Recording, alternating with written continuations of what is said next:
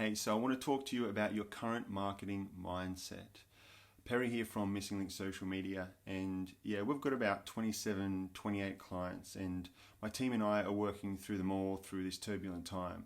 And really what I want to start having a conversation with you about now is your mindset around your marketing, because I can completely understand because I am now in a position where there's a shift in my mindset. So really who I want to be talking to are people who are about to start tapping into this mindset or may even be there already, which is how do we move from fear, right, which is very much short term.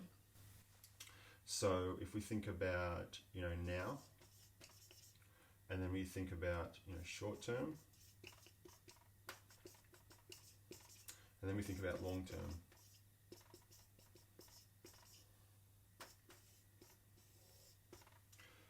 Up until now, for myself, right, I have been fearful, to be honest. I have needed to pause my paid social media advertising because there was uncertainty there, and I just didn't have the same level of confidence that I did before to continue pushing through with this overhead until I had started to do some financial forecasting, until I started to mitigate risks, to have tough conversations with my team, because we are going through a downturn in the economy and it's no secret, right? But now I'm at a point, and several of our clients are at a point where we've done all of that. There definitely is a point of diminishing return with fear and with short-term planning. And for me, I'm at that point, as I said. We've looked into a whole bunch of different scenarios, financial modeling. I've looked at revamping what we're doing with our marketing. I can understand that some industries are more impacted than others. Unfortunately, gyms, hospitality, tourism, we feel for you, and it's heartbreaking. We work with these people. One of our values is act as if you own. And it's absolutely heartbreaking to see what they are going through. So if you're in this position, if there's anything I can do for you, just reach out, okay? But back to kind of where we are and where a bunch of our clients are, really looking at taking it from what has been very negative and kind of fear-based, if I can spell the word, really fear-based, to starting to think strategically about what's going to happen.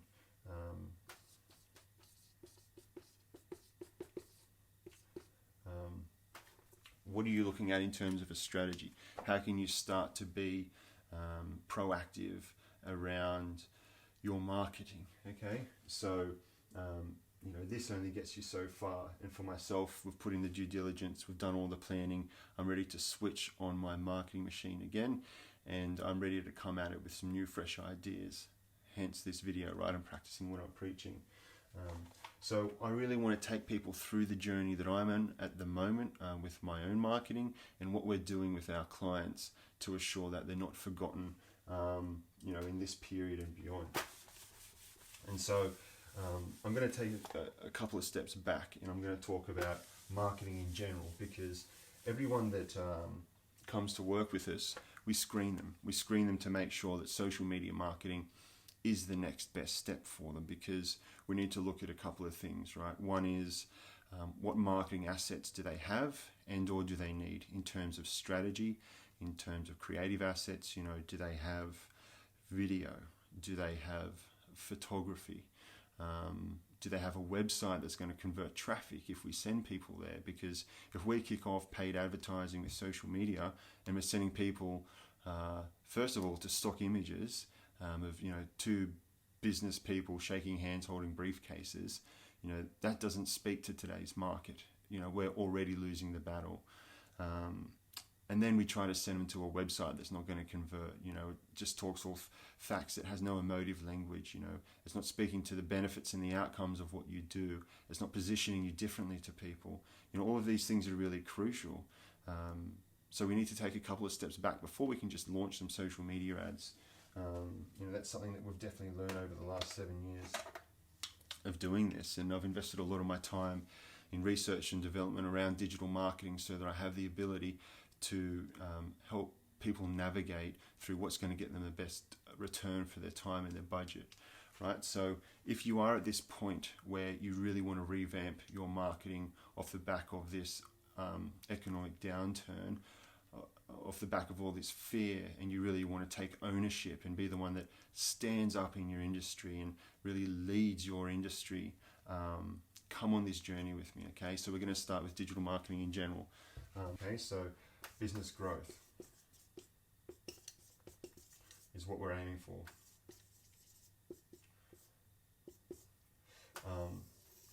So the first stage of the customer journey is awareness. How are you? I should not talk and write at the same time. I'm hopeless at that. Won't be the first time that I look a bit special trying to do that. Awareness. How are you making people aware of your brand? What's the first impression that you're giving people? Are you asking for something without giving them anything of real value? Are you asking them to buy without them actually understanding what makes you different to what they already have, or what they could find if they just Googled your product, and products that are similar, right? You could be doing marketing for your competitors if you're educating people about the problem they didn't know they had, or an opportunity they didn't know was there, and then you're just one of 5 different tabs that they open, and then your website's not converting. It's a great opportunity at the awareness stage to be adding value to people, so that when they do look at competitors, you've got some brand equity there. You've got something that has built some personality, built some trust, built some authority, built some credibility. Awareness. Now, what type of marketing channels are best at the awareness stage? Awareness is things like TV, it's things like radio, it's things like social media marketing, Google display. These are things that you're reaching out to people when they haven't shown you any significant level of buyer intent. So for social media, for example, you're reaching people based on, if it's a cold audience, you're reaching people based on their interests, their demographics, or you've created a lookalike audience of people who are just like your customers, right? But they're not your customers. These are people where there's a perfect opportunity for you to be adding value before you ask for something. It's very important at this awareness stage to be just trying to build your brand equity and giving value to people through your content, right? Like this video. Interest. So this is where you really want to start educating people about your solutions. Really, for example, in social media marketing, Facebook and Instagram in particular, anyone who's watched more than 3 seconds of your video, or they've engaged with any of your content, you can create a custom audience of these people. And then if you want, you can exclude people who visited your website.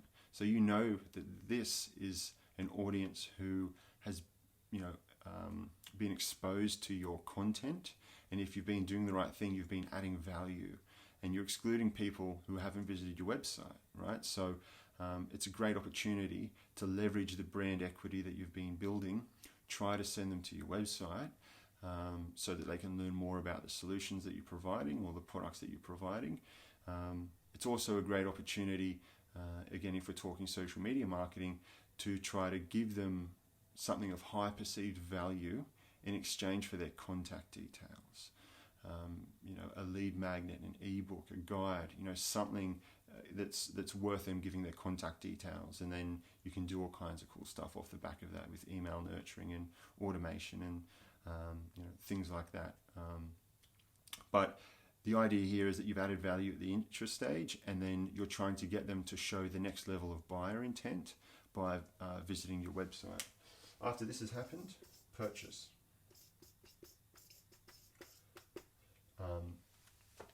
So the mindset here is that they are aware of your brand. They have shown a level of intent to buy your product, but they haven't yet.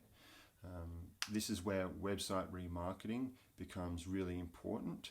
So whether it's LinkedIn, Instagram, Facebook, Google.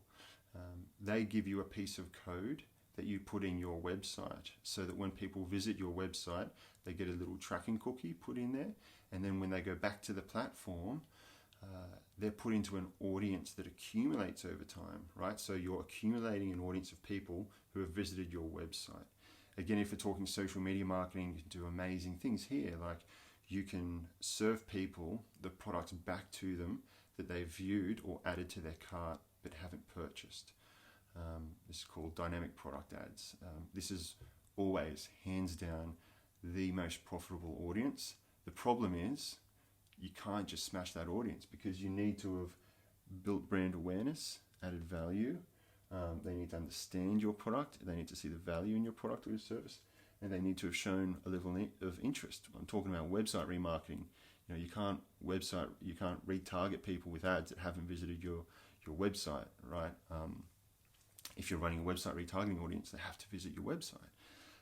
So yeah, it's really important that you have these features in place so that you can try to nurture them and try to think of ways that you can overcome objections, overcome reasons that they didn't buy. If it's a price objection for remarketing, you could think about an offer. If you're a service-based business, it could be a free 30-minute consultation. It could be an online webinar where you pitch and you sell at the end of it after adding a lot of value. What are the tools that you can use to try to convert people who have shown interest into actually buying? The channels that do really well here are things like Google ads because they're in Google, paid search specifically. They're searching for a plumber. So you should have an ad there and split test, A/B test, whatever you prefer to call it, different offers, different things that you can get them to do to take the next step in your sales process. Google Ads is fantastic here. So is email marketing, because if you have their contact details, then you will have met them, they will have subscribed to something, right? So you also have permission here to try to take them to the next step in your customer journey. Also, it's really important to think about your website conversion rate, as I mentioned before. If your website's not going to convert, your website is your 24/7 salesman, right? It deserves your time and your attention. It's very easy to put it on the back burner, right? Because it's not all that sexy. But at the end of the day, this is the thing, this is your powerhouse that's there to convert all of the effort that you're putting in at the awareness and the interest stage. As I said before, you could be educating people about a solution that they didn't know they needed, and then they just look at a competitor because their website's going to do a better job of converting them. So really important to think about, different marketing channels, website retargeting, website remarketing, your website conversion rate, how can you boost that at the purchase stage, okay? And then you need to start looking at your advocacy. So how can you incentivize people to recommend or advocate your product or your service to friends, family, colleagues? Generally, this won't happen by itself. It can and it should and it does. However, it's always helpful if you can have some form of incentive, especially if you're a service-based business. Again, back to the plumber example, right? Like you could give them a $50 Bunnings voucher if they leave you a review, because advocacy serves a crucial role in the customer journey. There is nothing better than referrals or word of mouth for a business. The problem is there's always a glass ceiling. We hit that ceiling about 3 years ago. We work with people who hit that ceiling of word of mouth. It's been good up until a point, but they really want to start scaling the business, so they come to us to help them achieve that. Word of mouth is amazing, right? Because people recommending your product or your service, your solution to friends or family is free, and people trust people more than they do ads or business owners or salesmen, right? So it's really important to both capture that through testimonials, Google reviews, and incentivize that. How can you help with the word of mouth, right? And then loyalty. So customer loyalty, again, is really important. It's so much more expensive acquiring new customers than it is to keep them. So it deserves your time and attention. A lot of this comes down to, do you have a good product? Do you have a good service, your product to market fit? Do you have good customer support? What was the onboarding of that customer like? If they were, how have you nurtured that customer throughout their customer journey? All of these things here really add up to the customer loyalty. Again, the loyalty then feeds off everything else. They're going to advocate to more friends, they're going to buy, they're going to continue the interest and continue the spreading the awareness of your product. So the idea is that if you are looking at all of these things strategically, getting yourself out of this fearful mindset that you may be in at the moment, or you may just be starting to tip over just like I was, because there is a point of diminishing return for me in the fear, right? It helped, the adrenaline, the late nights, the planning, it all helped, right? But I'm past that now, and I'm helping our clients get past that as well.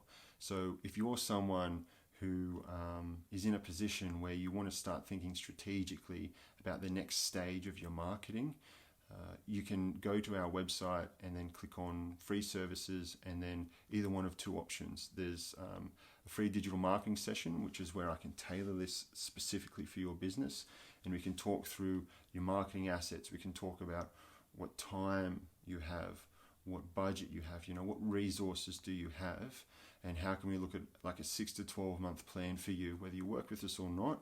I'm a big believer in karma. Even if you don't work with us, I know that this is tough for all small business owners, okay?